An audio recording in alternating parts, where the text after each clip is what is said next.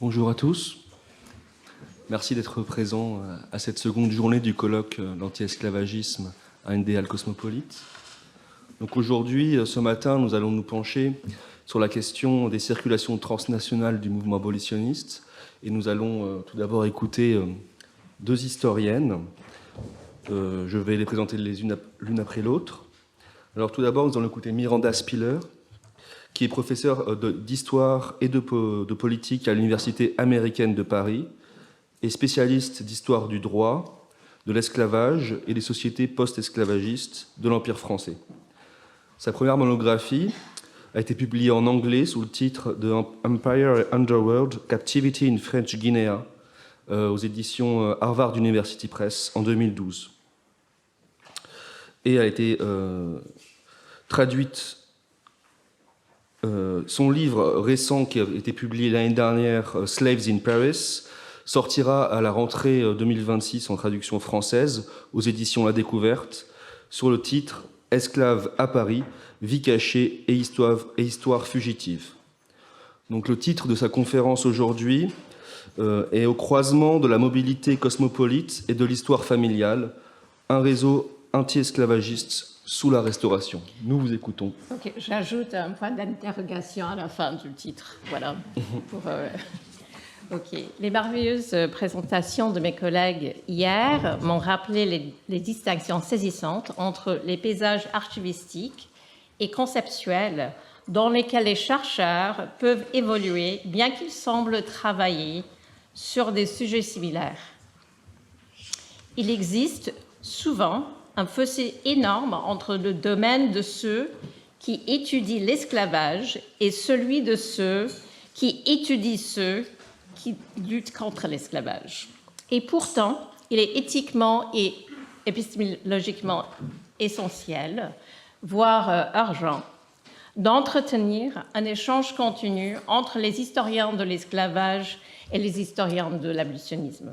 Cela est d'autant plus vrai en France, qui célèbre actuellement le 25e anniversaire de la loi Taubira, laquelle a contribué à instaurer la journée de 10 mai, commémorant à la fois l'esclavage et l'abolition. Dans cet esprit, je souhaite relier ma propre étude de cas, dont je parlerai plus en détail prochainement, aux réflexions méthodologiques qui ont sous-tendu l'une des interventions d'hier. À propos de la Sierra Leone, Benedetta Rossi a évoqué l'anti-esclavagisme cosmopolite comme un bricolage de pratiques issues d'une variété de cultures différentes, occidentales et africaines, chrétiennes et musulmanes, que les missionnaires noirs ont fusionné en raison de leur rôle d'intermédiaires sociaux et religieux. Dans ce qui suit, je m'intéresse au rôle des rencontres fortuites ainsi qu'à la mobilité culturelle et physique dans la construction du discours anti-esclavagiste transatlantique. Cette présentation vise moins à cerner l'essence même de l'anti-esclavagisme qu'à s'interroger sur les hasards de la construction du discours anti-esclavagiste et les hasards qui poussent les individus à devenir opposants à l'esclavage. Il aborde ces questions à travers le prisme d'une histoire familiale hors du commun. Je me suis tournée vers l'histoire familiale à titre expérimental dans le but plus large d'élaborer un récit unifié de l'ère de l'abolition en France, que j'imagine commencer vers 1780 et terminer vers 1850, malgré les fractures qui traversent cette période, tant temporelle que spatiale. Comme la plupart d'entre vous le savent,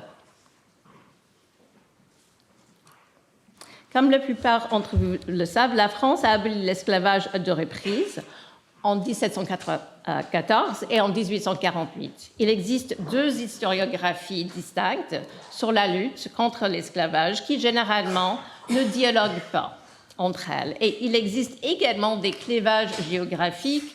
La Martinique, la Réunion et le Sénégal n'ont jamais aboli l'esclavage en 1794, contrairement à la Guyane française, à Saint-Domingue, Haïti et la Guadeloupe.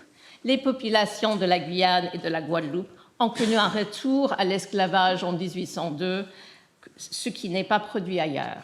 Dans l'avenir, j'espère construire une nouvelle histoire de l'art de l'abolition, structurée autour de plusieurs récits familiaux multiraciaux qui relient le monde colonial avec la France et avec d'autres pays dans le monde atlantique. Et aujourd'hui, je me concentrerai sur un personnage qui s'appelle Jahan Di Raymond, né en esclavage en Martinique, qui s'est enfui de Saint-Pierre en Nouvelle-Angleterre en 1815, avant de s'installer à New York, et je perds sa trace physique en 1821. Une fois une sécurité aux États-Unis, Jahan s'est intégré à un réseau transatlantique anti-esclavagiste, informel et hétéroclite, à la création duquel il a contribué. Le catalyseur de la création de ce réseau fut un court texte autobiographie manuscrit rédigé en 1802 et adressé depuis New York à Monsieur le directeur général des colonies. Ce même texte fut ensuite imprimé à Paris 2 ans plus tard par une maison d'édition éphémère ayant des liens avec des militants de couleur de la Martinique. J'ai découvert pour la première fois la version manuscrite de ce document alors que j'écrivais un article sur les sévices, les mauvais traitements infligés aux esclaves à l'époque de la Restauration. Mais ce n'est pas que la publication ultérieure de cette lettre qui rend possible la lecture que je propose aujourd'hui, en me permettant de tirer des conclusions sur le réseau plus large qui a rendu possible la publication de ce texte. Jahan Di Raymond s'est enfui de la ville de Saint-Pierre à la mi-septembre 1815. Il faisait initialement partie d'un important groupe d'évadés. Il sera plus tard décrit comme l'un des chefs de file. Les 9 autres personnes se joignirent à Jean-Philippe, esclave du sieur Acier, et à Raymond, esclave de Sainte-Croix, c'est ainsi qu'il est décrit, qui se noyèrent tous deux au moment de leur arrestation. Donc, ils sont présumés morts. Après avoir disparu, Jahan Di Raymond et son camarade ne furent pas poursuivis par personne et ne furent accusés de rien. La plupart des autres moururent sur l'échafaud. Le matin du 4 décembre 1815, un cortège de jeunes condamnés, vêtus de blanc et portant des nœuds coulants, se dirigea vers la potence de Saint-Pierre, derrière des soldats français, sous les armes, accompagnés des volontaires à cheval. Une fois privés de vie, les corps des condamnés, qui étaient des garçons âgés de 14, 15 et 16 ans, furent jetés dans un tas d'ordures à grandes roches, habituellement réservées aux carcasses d'animaux. Jahan affirme plus tard que les fugitifs avaient été poursuivis presque dès l'instant où ils avaient quitté le port par une embarcation armée qui était probablement un bateau de douane. Un navire de patrouille saisit les fugitifs et leurs canoës à 1,5 lieue de la côte, c'est-à-dire à peu près 6 kilomètres, et en rassemblant tous ces détails, on se retrouve avec 9 garçons dans un canoë volé, pagayant dans l'obscurité de la nuit pour échapper à la police, qui furent réparés par un navire de surveillance effectuant sa ronde nocturne. Il ne faisait peut-être pas assez sombre. Les fugitifs ont été trahis par le cycle lunaire. Ils se sont enfuis la première nuit de pleine lune. En tant qu'esclave domestique, Jahan avait des meilleures chances de survie que les ouvriers agricoles de la même plantation. Les esclaves de la plantation sucrière de Jahan de Haumont mouraient souvent à un taux de 10% par an, parfois davantage, ce qui invite à une comparaison avec les taux de mortalité dans les cales fétides pendant la traversée du milieu. Le rejet familial a pesé sur la vie quotidienne de Jahan avec une véhémence fratricide jusqu'à ce qu'il s'enfuit de l'île. Il n'est pas parti en réaction à de simples coups donnés à la main ou à fouet. Au contraire, son jeune maître, Adolphe Jahan de Haumont, âgé de 20 ans, éduqué à Paris, tout juste arrivé de la capitale, avait frappé Jahan à coups de fusil de chasse à l'estomac pendant une durée indéterminée, lui causant des lésions organiques irréversibles. Et Jahan n'était pas simplement l'esclave d'Adolphe. Les 2 hommes, qui semblaient avoir à peu près le même âge, étaient les fils du même père. Ce que tout le monde savait dans la petite paroisse de Marigot, qui comptait 6 plantations, 930 esclaves, 1000 personnes de couleur libre et 60 blancs. Ce père, qui n'avait jamais affranchi Jahan, était également décédé plusieurs mois avant la naissance d'Adolphe. La punition quasi mortelle infligée à Jahan par son frère et maître eut lieu au cours de ce qui, vu de loin, ressemble à une partie de chasse fraternelle asymétrique. Adolphe attribua plus tard cet incident à son emportement occasionné par l'insolence de cet esclave.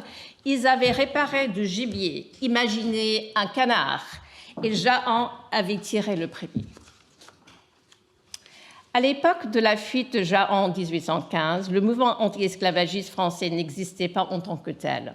En effet, au cours des 2 décennies suivantes, il ne se dota d'aucune structure organisationnelle au-delà du comité contre la traite des esclaves de la Société de morale chrétienne, composée de 11 membres. Et pourtant, quelque chose bougeait, alors que des fragments du passé de Jahan commençaient à refaire surface en France. 6 ans après sa fuite, une poignée de personnes semblaient jouer le rôle d'enquêteurs, de caisses de résonance, de collecteurs d'histoires et d'amplificateurs des nouvelles, qui remontaient de la base grâce aux réseaux familiaux et aux rencontres dans les espaces pour eux de sociabilité masculine. Ces espaces comprenaient les librairies, les tavernes, les salles de lecture, ainsi que les loges maçonniques et autres sociétés secrètes. Et je suis en train de creuser l'histoire de ces sociétés secrètes actuellement. Il est impossible, dans le cadre de cette enquête préliminaire, de brosser un tableau complet de ce monde.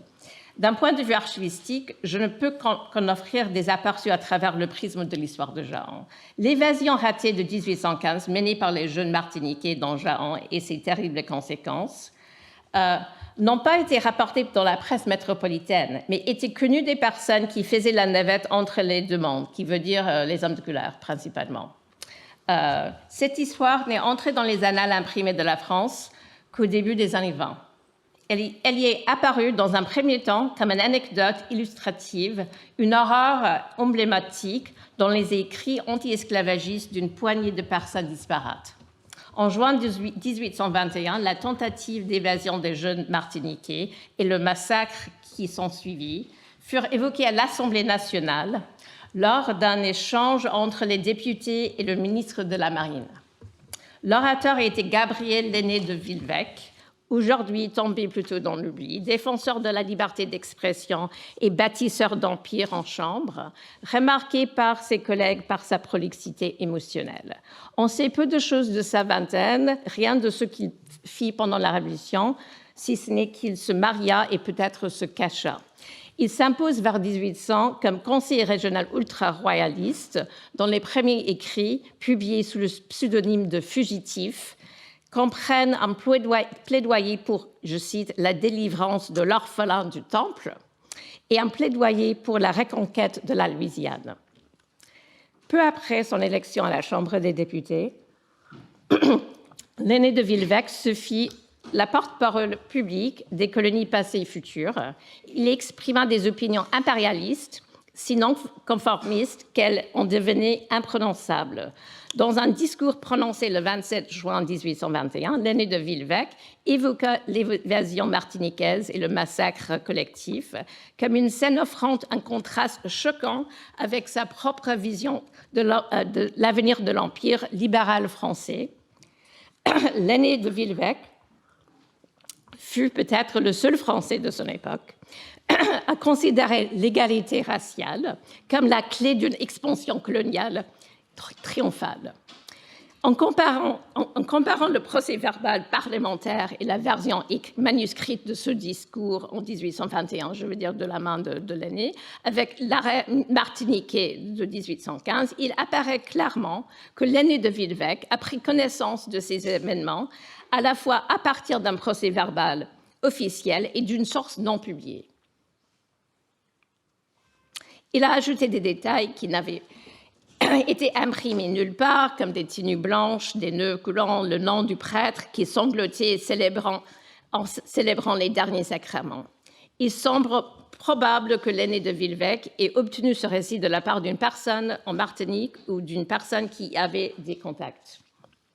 L'incident martiniquais fut ensuite évoqué dans la brochure de l'abbé Grégoire, des peines infamantes à infliger aux négriers de 1822, qui reprenait en annexe le texte de l'arrêté local de la Martinique qui condamnait les fugitifs pour, je cite, « avoir voulu ravir à leur maître le prix de leur valeur ».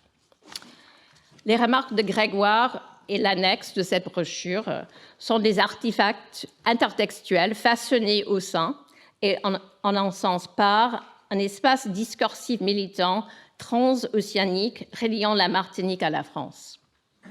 Pour réaliser cette brochure, il fallait disposer d'un numéro de la Gazette de la Martinique datant de 6 ans, la seule transcription accessible au public, ou d'une copie parfaite. Grégoire a écrit sur cet incident parce que quelqu'un, l'aîné ou un contact martiniquais, se trouvait à Paris vers 1821 et faisait le tour des médias avec des éléments attestant cette vieille histoire. Peu après, Jahan devint un auteur publié. En 1823 ou 1824,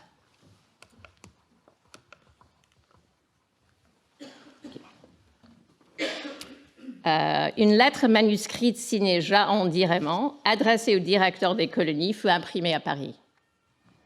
La lettre de Jahan, bref mais remarquable, présente des similitudes structurelles avec les récits d'esclaves anglophones. Mais selon Sophie White, l'historienne, je cite, « Aucun récit de ce type n'a été rédigé en France ni dans ses colonies ».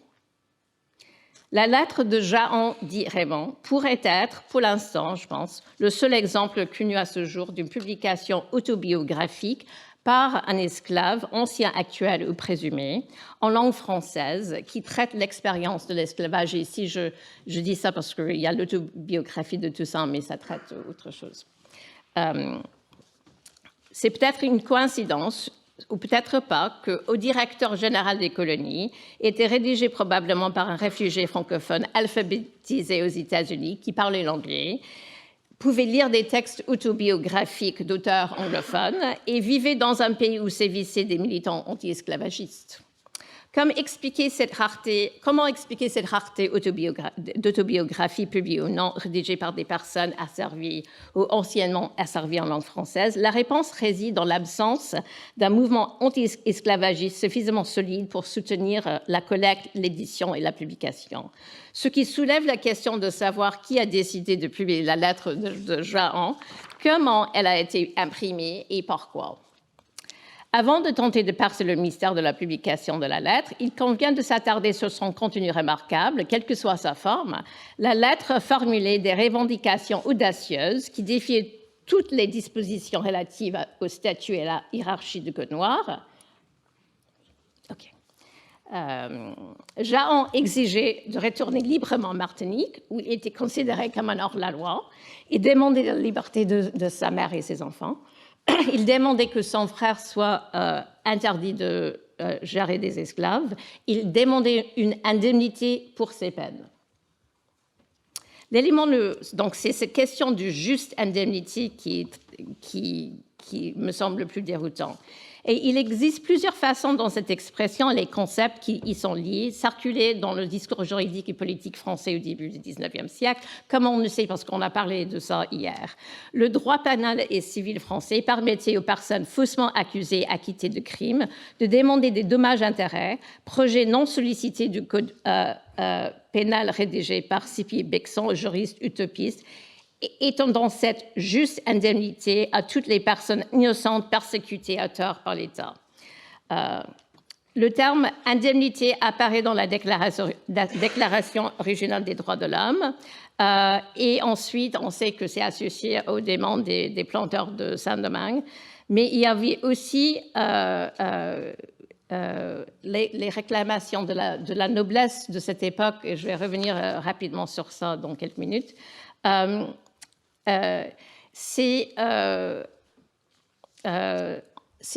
je pense que pour comprendre ce texte, il faut prendre le contexte noble plus au sérieux. Pendant la Restauration, les émigrés brandissaient la charte exigeant d'être indemnisés pour les biens saisis par l'État révolutionnaire, mais aussi le comte de l'Intendant attendait du gouvernement qu'il établisse des gradations sociales, l'inviolabilité éternelle des possessions légales et une juste indemnité pour les malheurs immérités. Et ça continue dans les brochures de cette époque, aux familles des soldats arrachés à l'armée pour se faire décapiter sur l'échafaud révolutionnaire, ou soldats inscrits à tort sur la liste des émigrés, etc. Je vais montrer rapidement pourquoi ce contexte noble est important. Le décret de 1815 du Conseil supérieur de la Martinique condamnant à mort 9 fugitifs désignait Jahan comme Raymond, esclave de Sainte-Croix. Il existait d'autres façons de décrire cette relation. Jahan était le beau-frère officieux de Carloman Félix, le marquis de Renoir de Sainte-Croix. En 1811, le marquis, ruiné par la Révolution, épousa Polly Jahan de Haumont, qui était la demi-sœur de Jahan. Il s'agissait d'une union intéressée dans un pays confronté à la pénurie d'héritières, en raison des événements révolutionnaires sur les territoires coloniaux et nationaux. Et il faut savoir que toutes les héritières étaient... il fallait avoir une héritière de la Martinique à cette époque. Les membres de la famille Jahan de Haumont accusèrent par la suite le marquis de Sainte-Croix de dépenses ruineuses. Peut-être il était dépensier, mais à l'exception peut-être de l'argent, le marquis avait un penchant pour le comptage. Féodal, têtu, patriarcal, il se donnait aux statistiques. Un domaine novateur qui commençait à faire fureur. Et en tant que mari, il contrôlait les biens de son épouse. Donc, à partir de 1822 et à intervalles réguliers pendant les 10 ans suivantes, il fit pression sur le gouvernement contre son beau-frère. Il se sépara également de la marquise et se retira de la gestion des esclaves. Et il va terminer comme abolitionniste.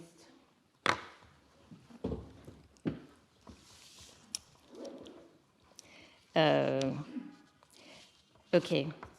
Donc, qu'est-ce qui a déclenché ce torrent de plaintes? J'ai une minute pour continuer. Oui, OK. 10 minutes. Oh, très bien. Qu'est-ce qui a déclenché ce torrent de plaintes qui s'est prolongé jusque dans les années 1830 et sous tous les réclamant une enquête officielle de la famine et des mauvais traitements? Le déclencheur, outre sa haine manifeste pour sa femme et son beau-frère, fut la lettre encore inédite de Jahan et l'enquête qui s'en suivit, menée par la marine chargée de l'administration coloniale sur les allégations de cruauté au domaine d'Haumont.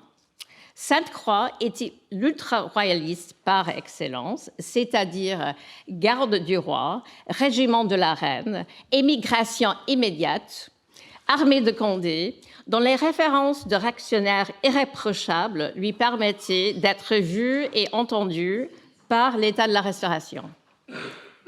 Il avait des liens avec Clermont-Tonnerre, ministre de la Marine, qui avait connu son père pendant la guerre. C'est une citation. Mais c'est la lettre de Jahan, avant même sa publication, qui a ouvert à Sainte-Croix un accès direct aux personnes des plus hautes sphères de l'administration coloniale. Les lettres de plainte qu'il adressa au ministère à cette époque et par la suite furent également motivées par les récits d'esclaves qui transmettaient des détails à quelqu'un qu'il considérait comme un auditeur attentif.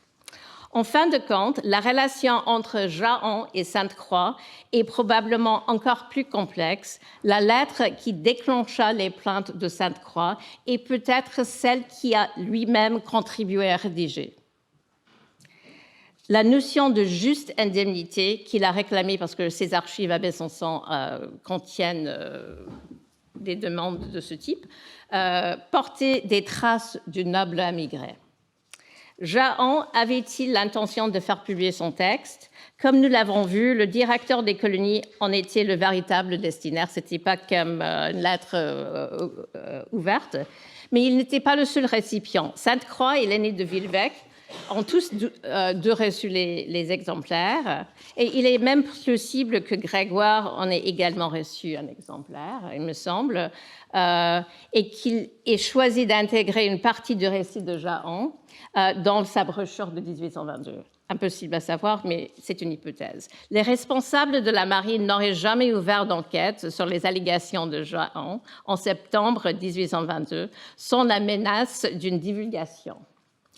Ils l'ont fait par crainte que la lettre de Jahan ne soit divulguée à la presse ou à l'Assemblée législative. Quelqu'un, dont le nom n'apparaît dans le dossier, a informé la marine de sa diffusion à plus grande échelle. Donc, avant de conclure cette première incursion dans les conflits familiaux de Jahan, je vais brièvement m'attarder sur les circonstances de sa publication et examiner la portée plus large de la décision de la faire paraître. Je propose pour cette dernière partie de lire la lettre au directeur général des colonies à Paris comme le texte complémentaire ou le pendant d'un document incendiaire bien connu et publié à Paris en 1823, année probable de la publication de cette lettre. La lettre de Jahan provenait de l'imprimerie de Jacques McCarthy. Je vais aller en arrière pour montrer ça. Attendez. Okay. On peut le voir en bas. Cette lettre fut produite dans des circonstances inhabituelles par un imprimeur improbable qui se retirait bientôt du métier de l'édition, tout en continuant à écrire, à vendre et à faire imprimer des livres par d'autres Irlandais. Parce que c'est un Irlandais naturalisé, Jacques McCarthy, né à Cork, qui s'est enrôlé en fugue dans l'armée napoléonienne à l'âge de 18 ans. Et y resta jusqu'à Waterloo, prenant sa retraite avec le grade de chef de bataillon. Il acquit sa licence d'imprimeur en février 1823 auprès d'une voisine du quai des Augustins, récemment veuve, à qui le gouvernement avait retiré le brevet d'imprimeur de son mari, pour des raisons qui sont comiques, mais j'évite pour les... Oui, voilà. Parmi les ouvrages que McCarthy avait commandés à l'atelier de Poulet, cet imprimeur avant sa mort, il y avait des hommages illégaux à Napoléon, et des encyclopédies sur la thème de géographie par McCarthy lui-même, un livre interdit, Napoléon en exil, par exemple. Et il y avait aussi, et j'ai derrière moi, de la situation des gens de couleur libre aux Antilles françaises, qui déclenche ce qu'on appelle l'affaire Bicêtre en France en 1824, qui va avoir des effets explosifs en Martinique, où elle fut brûlée par le bourreau. En 1823, craignant de nouvelles conspirations de mulâtres, les forces de l'ordre fouillèrent des centaines de domiciles appartenant à des hommes de couleur à la recherche de ça. Elles saisirent des papiers, des pétitions, des exemplaires de cet imprimé de McCarthy, et puis il y avait des centaines de gens qui étaient déportés et d'autres qui étaient envoyés en France pour être dans le bagne de Brest. Pour conclure, l'histoire de Jahan nous invite à repenser le récit du mouvement anti-esclavagiste français, même s'il n'a jamais lui-même démandé une abolition générale de l'esclavage. Cette histoire nous invite à revoir cette période à travers des mots qui se déplacent, se transforment, qui rassemblent des gens et qui continuent à changer. Considérés sous cet angle spatial et discursif, il nous révèle des liens entre les peuples qui, sans cela, pourraient rester invisibles. Cette histoire confère une unité au monde atlantique, met en lumière l'importance des récits familiaux et des réseaux familiaux ramifiés par l'étude de la mobilité culturelle, en particulier en ce qui concerne la circulation et l'évolution des idées parmi et à travers les personnes asservies. Merci.